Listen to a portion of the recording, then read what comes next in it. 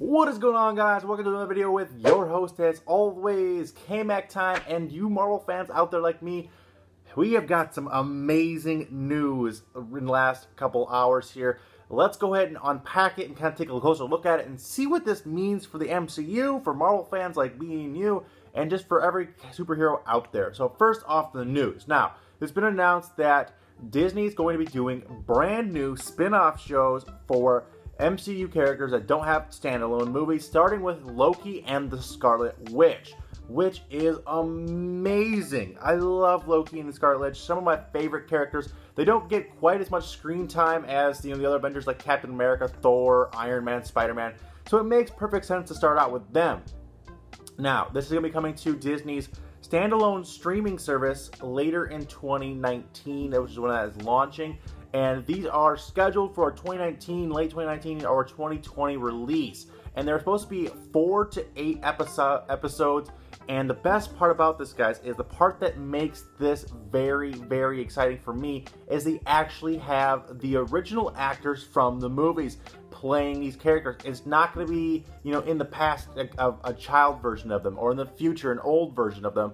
It's going to be the version of them that we know and love from the movies. Now that's awesome, because if you take a look at what like Agents of S.H.I.E.L.D. or Iron Fist or any of those movies or not movies, any of those television series are doing, or Netflix series are doing, and they're good series, they're okay for what they are, but what they lack is they don't connect to the movies enough. They're part of the MCU, but barely, and they just really have to look forward to the little connections, the little Easter eggs they throw in that connect them. This is going to be more of a stopgap between movies, or to fill in gaps between past movies, maybe. See what happens between Avengers 2 and 3, or what happens between Avengers 3 and 4, potentially, with these characters. I know Scarlet Witch has actually been evaporated in Avengers 3, but so it could mean that these are going to be taking place in the past. Probably these are going to be taking place in the past events that we didn't see. They happened off camera or happened between movies, and they're going to tell those stories. Loki obviously is like 1,500 years old. It's been around forever, so his backstory or backlog for potential for a series here is absolutely massive. I mean, they can go all the way back to like the Asgardian Wars, all the way back to like him and his father, like, and his sister taking over the 9 realms. It could be some real Game of Thrones type cool shit. I mean, they were kind of talking about that a little bit in the latest movie, but anyway, I digress. These are super cool, and on top of these 2 series, they went ahead and said that they're leaving it open for any Avenger-level character to have their series that doesn't have their own, like, series of movies, which means, like, Black Widow is getting, I guess Black Widow's already getting movies, but it means, like, maybe the Hulk, because the Hulk, this version of the Hulk hasn't had a trilogy of movies. You know, I know that they've come out and said in the past they can't do a standalone Hulk movie because Marvel doesn't own the movie rights. They own the rights for him to be in an ensemble movie, and then they own the rights of him to be in a television show, so this could be an answer for that. Of course, Hawkeye is a big one. Hawkeye has been missing for quite some time in the MCU like universe here, so this could be a perfect way to get him to do it. There's others as well. Vision could be a really cool one. I imagine he will be somewhere in the Scarlet Witch TV show, but he could get his own as well. Again, these are only being like 4 to 8 episodes, about an hour each, so they're not like this huge like deal. So they have time to do, you know, maybe a bunch of these characters and just kind of run through them and do like an anthology, or what they were doing at this time in space. And I think it's just so amazing what they're doing. I mean, Disney is doing amazing things with Marvel. I absolutely love every move they make. It just seems like they make the perfect amount of sense. It's like, yes, that's exactly what I want. Take my money. Give me more Marvel. Give me more superheroes.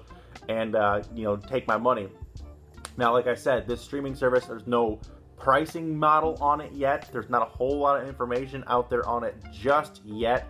The only thing we do know is it's scheduled for a late 2019 release. It's going to be like a Netflix-like model. It's going to have a lot of their movies, a lot of their older stuff, a lot of older Disney cartoons from like the 40s, like 20s up are going to be on there, along with their current lineup of animation. A lot of their older animated movies are on there. A lot of their classic stuff's on there. Star Wars stuff's going to be on there. They have an exclusive Star Wars show coming to it as well. And then, of course, these exclusive Marvel shows to be coming to them. And this is shaping up to be a huge, huge deal. If you're a fan of any of these things, like a lot of us are, then this is going to be like a must for you. This is going to be a must for me personally. I'm going to be buying this, just handing over Disney. Here's my money. Take it all. Give me all of your classic cartoons. Give me all of your, Star Wars new cartoon. Give me all of your Marvel greatness.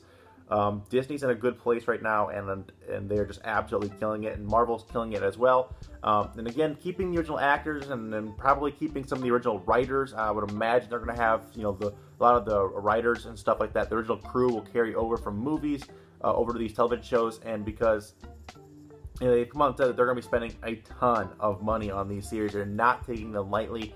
They're going to be spending millions and millions of dollars per episode to get the actors, the crew, everything right on this. They're not cheaping out. They're not making, whatever that Marvel show is that the CW does.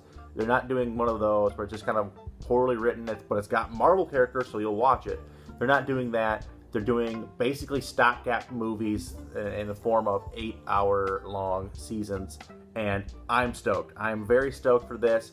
I cannot wait to see what they do with Loki. Will they have Thor come in there and make appearances? God, I fucking hope so. I mean, I can only imagine that Thor, his brother, will be somehow involved at least a little bit in this series.